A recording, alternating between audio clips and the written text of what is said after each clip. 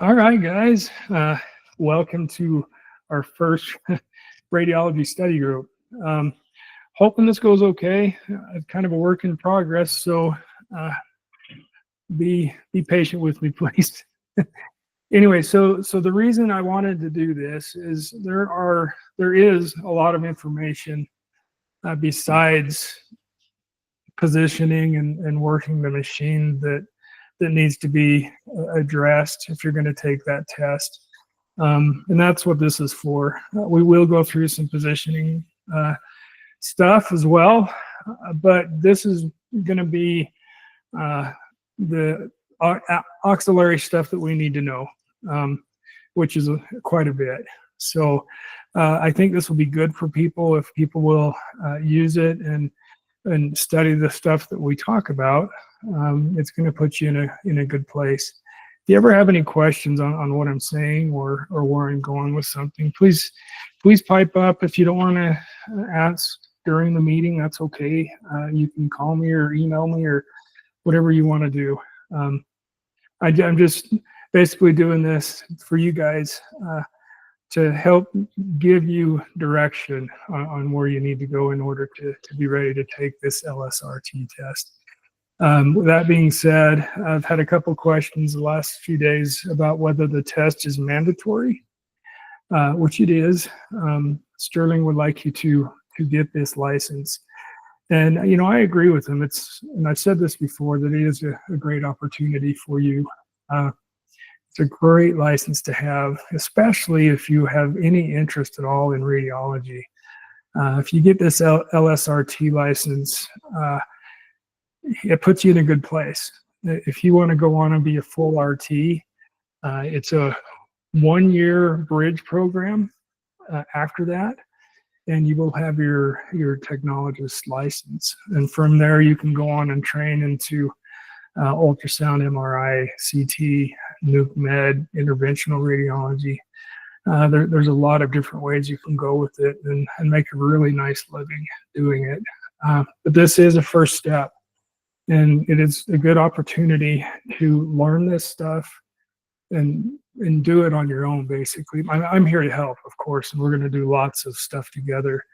You don't have to be in a classroom setting and do a bunch of didactic work. This way you can just work your schedule, study your stuff, and when you're ready, take the test. And Sterling does reimburse for the first time you take it. And we want to make sure that you're good and ready for the test. And again, that's where I come in.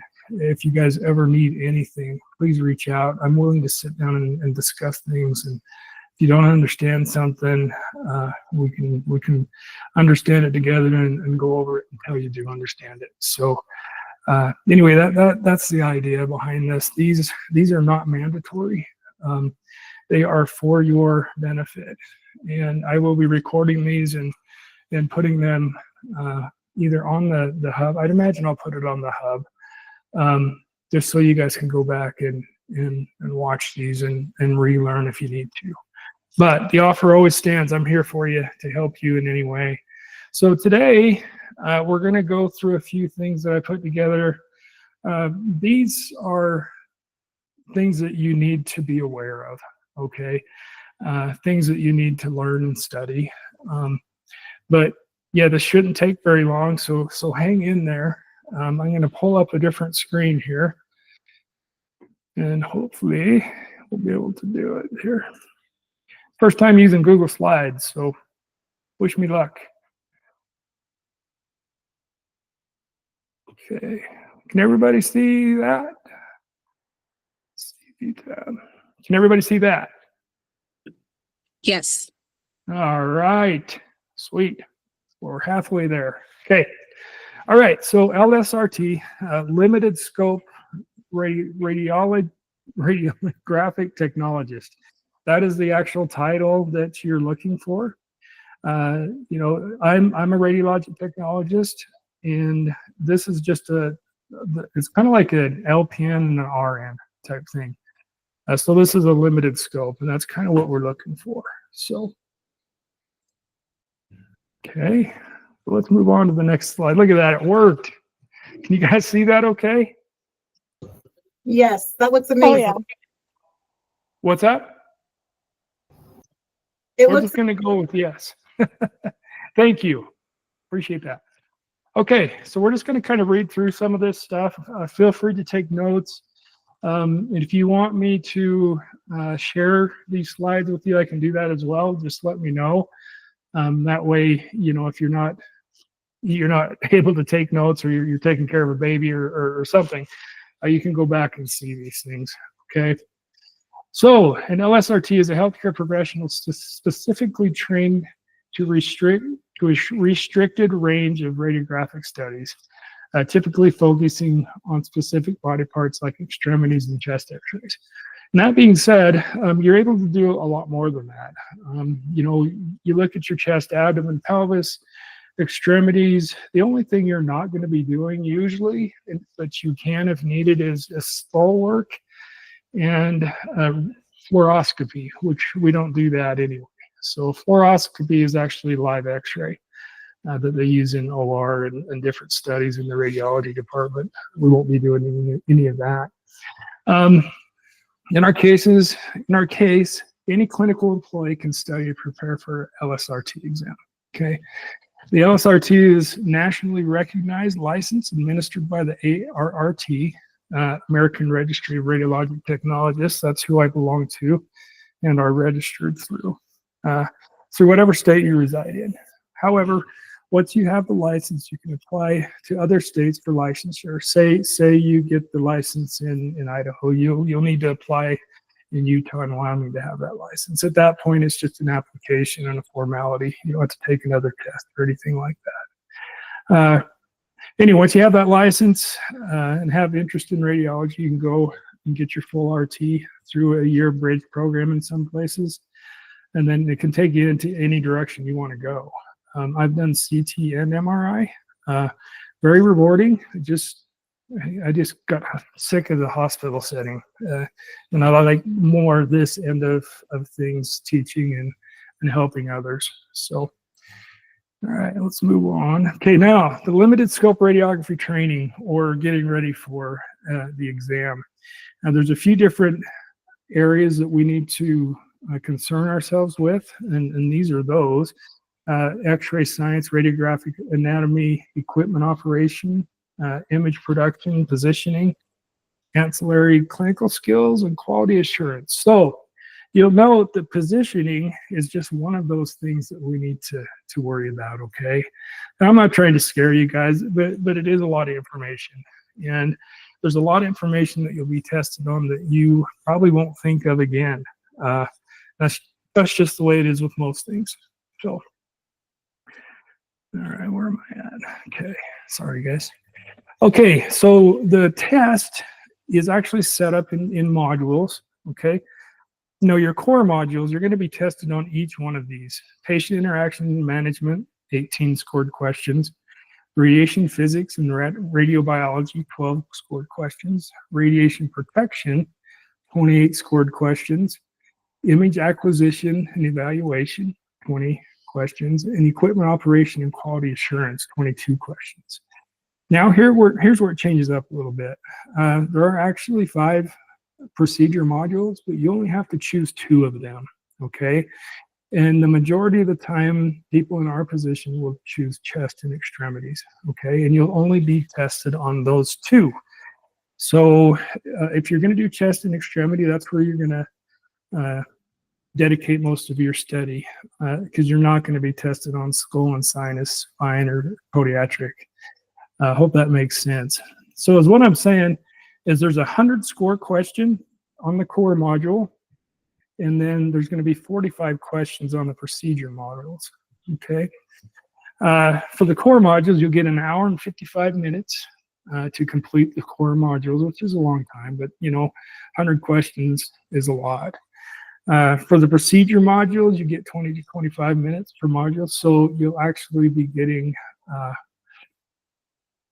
almost an hour, 55 minutes for your procedure modules. Like I say, you'll be asked to choose 2 modules to be tested on, okay? All right, kind of went through all that already. So, and I'm going crazy with the mouse here, sorry. So when you choose chest and extremities, it will add 55 minutes to your test. So the total time of your test is going to be 2 hours and 50 minutes that you have to complete the LSRT exam. Okay, I know that seems like a lot, but you know that time goes by quickly, and it does give you enough time to think and figure questions out and make the best guess sometimes that you need. But just keep that in mind, and if you are preparing for the test now, know that it's best to be prepared, but they do give you plenty of time to take the test. So I should mention that 15 of those questions are pilot questions, which you are not scored on. They're questions that they're testing out for future tests, but you still need to answer them, and you don't know which ones they are. So you're getting 15 free points is what they're basically giving you. So we want to become familiar with the following, and a lot of these things we'll be going through in this radiology study group going forward. We're going to do it once a week. If there's stuff you're fuzzy on and don't quite understand, please let me know so I can include that and explain it to everybody. But these are things that you need to become familiar with. So patient care management and the core module, the patient care and management. You're going to have to know some stuff about ethics and legal procedures. I know you think, man, I'm doing x-rays. Why do I need to know that? But you do. You need to know about patients' rights, informed consent, HIPAA, DNR, do not resuscitate. We won't deal much with that here, but you still need to know for the test. Living will and advanced directives. And working in the medical field, you guys are probably pretty familiar with most of those things. Just know that in our little clinic settings, we don't deal with a lot of the living will and advanced directives or DNR. We do, however, deal with patient rights, informed consent, HIPAA. Just know you have to know a little bit about all of them, okay? Let's move on. So this patient care continued, legal issues, legal terminology like battery and abuse, restraints versus immobilization. You know, we don't deal a lot with that stuff. You still have to know what it is, okay? Verbal and nonverbal communication, language challenges and barriers or impairments. We do deal with that in all of our clinics. I swear half the patients that we get in Evanston speak Spanish, and that's great. Spanish is great, but it is a challenge and sometimes a barrier in us doing our jobs. Medical terminology, oh my goodness. Medical terminology, if you've had any training in the medical field, you've probably gotten some medical terminology. If not, I will get some information out there. That was one of my favorite classes, was medical terminology. That was great. Patient education, exam, explanation, and post explanations. Okay, how to speak with the patient pre and post exam and during the exam.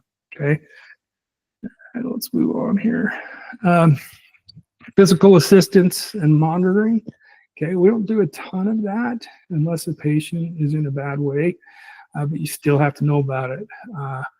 You know, body transfer, body mechanics, we do a lot with that. Medical equipment, catheters, pumps, we don't do a lot with that. We need to know, you know, medical equipment and what it's there for and what it's used for. We all should be really good at vital signs, physical signs and symptoms. That's part of our job. Fall prevention and good documentation. And I will say here that documentation is something that they do talk about on this test. It is something that's very important to know. Good documentation is important anywhere in the medical field, even in radiology, just so people know what's going on. And you know, sometimes the diagnosis is helped from the documentation for sure. So medical emergencies, allergic reactions, cardiac and respiratory arrest symptoms. Okay, that's pretty much medical 101 with what we do in MA work, to be able to notice those and what they are. Physical injuries, trauma, seizures, and etc. So physical injuries, we do see a lot of that in x-ray, and learning how to deal with those properly and being able to move the patient without hurting them is something that is very important to us. So, and it's something that you need to know about. And a lot of this is just common sense stuff. So, infection control, cycles of infection, mode of infection transmission like airborne, aerosol, droplet, respiratory, vomit, surface, contact, transfusion, let's see, vector, enteric, fecal, oral. That just sounds disgusting, doesn't it? Anyway, and vertical, maternal, fetal. Okay, know the modes of transmission of infection transmission. Safety data sheets. I know those are very important to a lot of people, and people harp on those a lot. But it's important that we know what that documentation is and why it's there. It's there for our protection when we're using anything that requires an MSDS sheet. Okay, CD standards, as far as that goes, we should be familiar with. Precaution types, isolation, stuff like that. PPE, what PPE is, your personal protective equipment. We need to be familiar with that. Let's see, pharmacology. We do need to know a little bit about this. So this comes down to our patient history stuff. We need to keep track and know what people are taking, so it's marked correctly in their charts, so they're not given something that will contradict each other. So administration of medications, venipuncture, lab values, being diligent in entering your lab values into people's EMRs, very important. And we should know what some of those lab values are, some of the most used ones, like a CBC, like white blood cell, red blood cell, stuff like that. We should know what that means. Reaction and complications, mild and moderate reactions to medications, radiographer response and documentation. And what they're talking about there is if something were to happen, if somebody had an allergic reaction, it's more talking about contrast media in radiology, which we don't use, but it's good to know anyway what kind of response we need to do and what kind of documentation we need to put in the EMR stating exactly what we did and how we took care of that issue along with the provider. So let's see. All right, radiation safety. I love radiation safety. So exciting. Let's see, principles of radiation physics. Okay, you hear the word physics and it kind of scares you a little bit. I was actually talking to Kate this morning, and that scares her a little bit. And I understand that. Physics sometimes is tough, but if you break it down to its essence and follow it from the beginning, it's really not too bad. And we'll go through, radiation production and all of those things step by step, just so that you guys understand that. Wavelength and frequency. We know that we're working with electricity, so it has to do with wavelengths, short and long. And we'll discuss that as well. Quality versus quantity of the beam. Your quality is your kVp, your quantity is your mass. Inverse square law.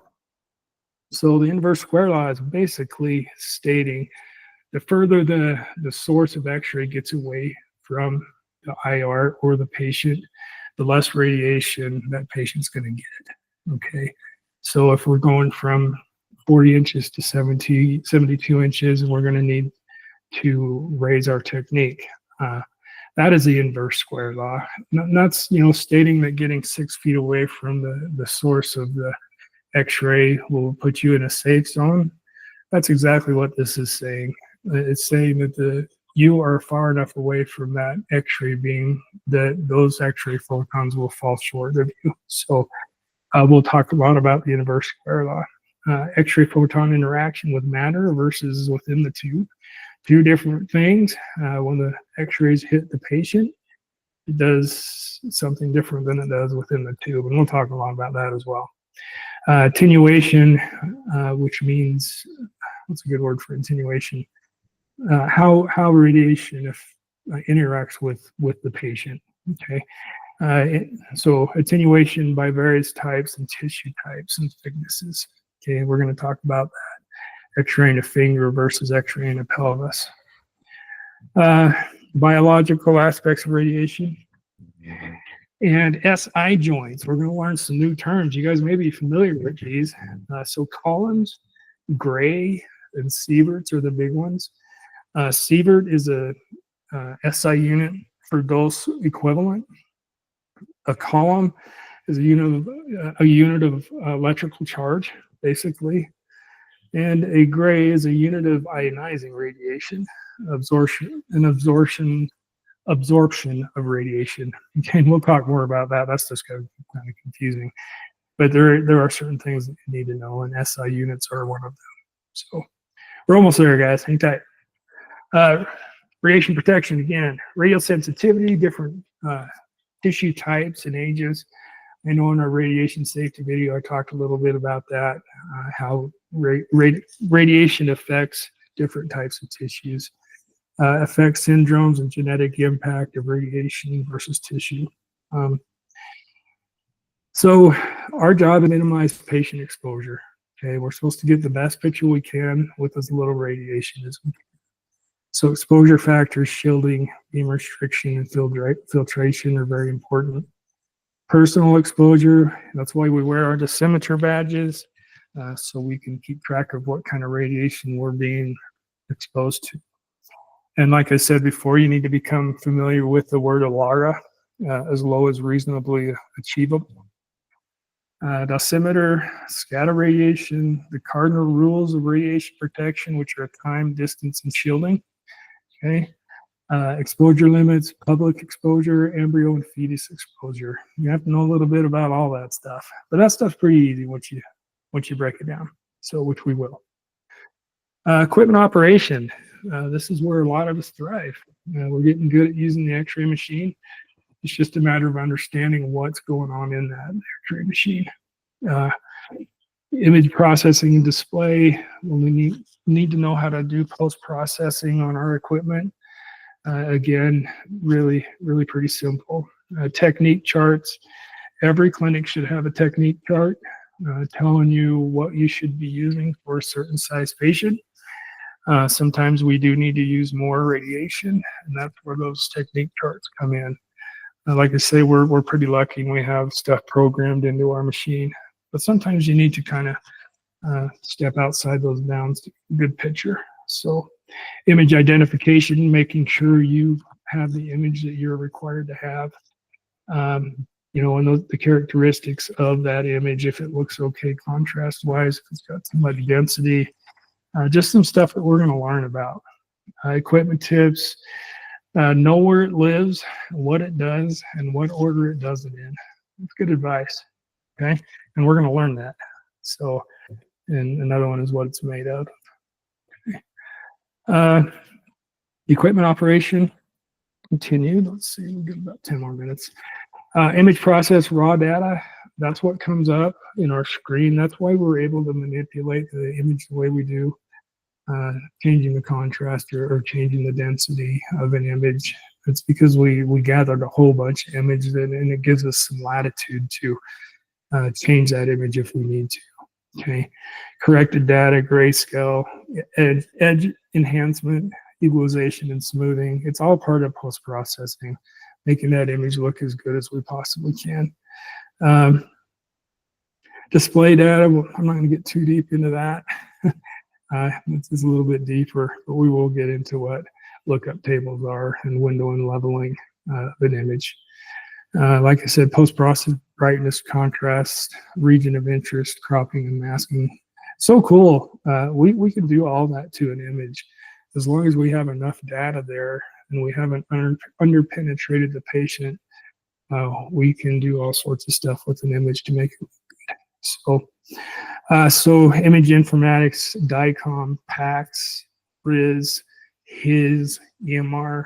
Okay, PACS is a picture archive system. That's where we send our pictures to be stored as well as read if needed. Radiology information system is RIS. Hospital information system is HIS. EMR is electronic medical record. And who knows what DICOM means? Anyway, we'll move on.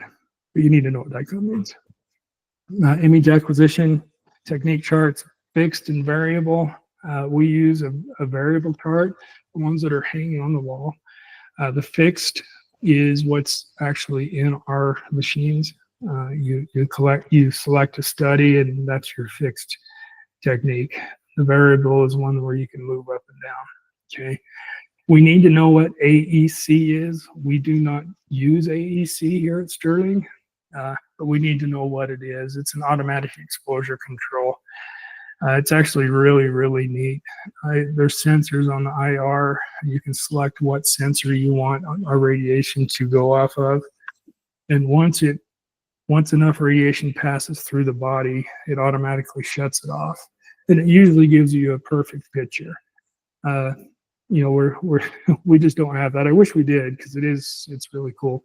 If you do have AAC, just got to pay really close attention to your positioning. If you position wrong, you're going to get the wrong amount of radiation, and your picture's not going to look right. But know what AEC is. Anatomic alignment, detector selection has to do with AEC, density control, AEC as well. Digital imaging characteristics, spatial resolution, pixel size and pitch, detector element, size of pitch, matrix size, sampling frequency, and we'll get into that. Okay, we don't want to get too far into that today. Contrast resolution, equipment related, bit depth, modular transfer function, detective quantum. Okay, there's a lot of big words there that we will go over and we will learn. Let's see, contrast to noise ratio. You need to be able to see what noise is on an image and how to correct that. Image identification, make sure what needs to be there is there, as far as where you work, date, patient acquisition, patient ID number. You know, there's legal considerations there on what needs to be on an X-ray. And all of our clinics are set up to put what we need to have on there. So, okay, famous last slide here. This is called an image acquisition chart. Okay, now as what this is, I want you guys to become familiar with this. On the left-hand side, it has MA, time, mass, KVP, SID, OID, and all of that stuff. So is what it's doing is it's telling you what it affects. Okay, so if it has zeros, it doesn't affect much as far as contrast, spatial resolution, and distortion. Okay, so we know that mass, which is MA times time, equals mass. So mass, it doesn't affect the contrast, okay, or spatial resolution or distortion. That's where the KVP comes in. We know that KVP has a lot to do with the contrast that we get on our film. Okay, SID, which is source to image distance, OID, which is object to image distance. SID is the distance between your X-ray tube and the patient. Okay, like 72 inches for a chest X-ray. Okay, and it affects spatial resolution and distortion. So OID, it's going to affect a lot of different things. Basically, it's going to affect magnification of your body part, and your contrast is going to be less. Okay, so yeah, you just go through there and you see what these different things affect and how it affects them. And this is going to make more sense going forward.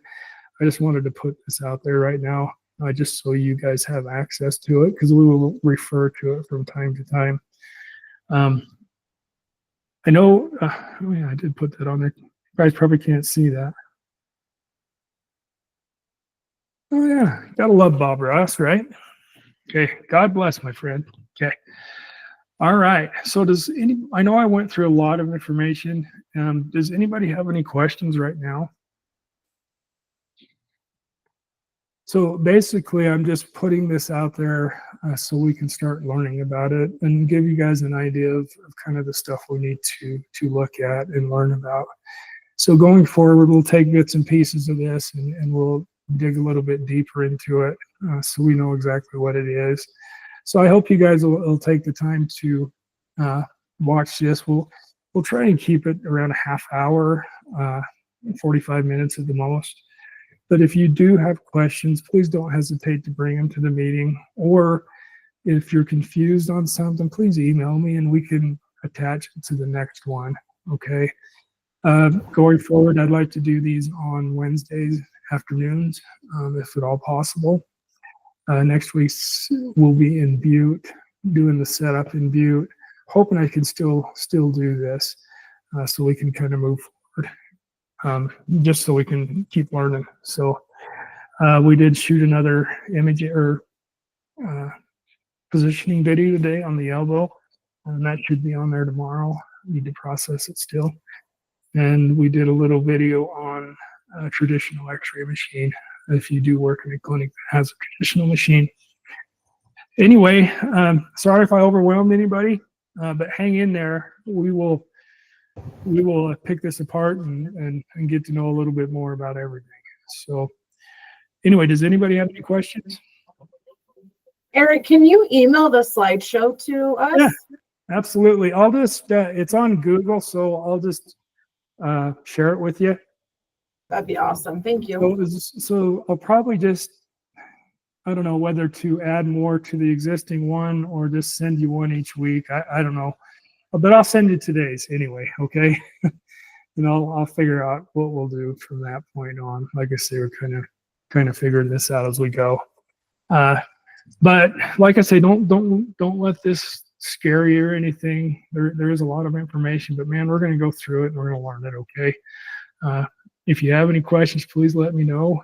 I'm here to help. I know sometimes I can't answer right away, and I apologize for that. But I'm here for you. Well, let's learn this stuff and move on. So, okay. Well, we'll see you next week. Hopefully, I will let you know if I don't have a connection there in Butte yet, and I won't be able to do it. But hopefully, we'll be able to do this next week as well. Thank you guys so much for coming. I appreciate it, and I hope you have a great day. Thank you, Eric. Thank you, Eric. You're welcome. Thanks, Anytime. Eric. You bet, bud.